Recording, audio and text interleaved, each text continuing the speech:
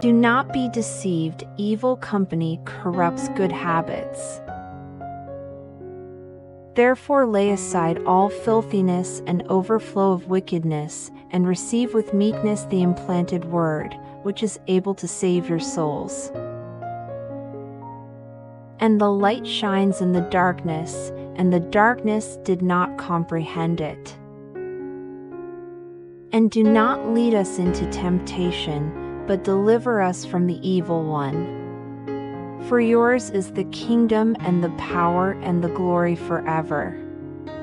Amen.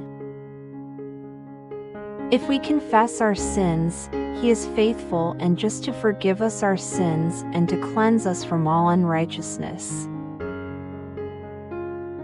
The face of the Lord is against those who do evil, to cut off the remembrance of them from the earth. For the eyes of the Lord are on the righteous, and His ears are open to their prayers, but the face of the Lord is against those who do evil.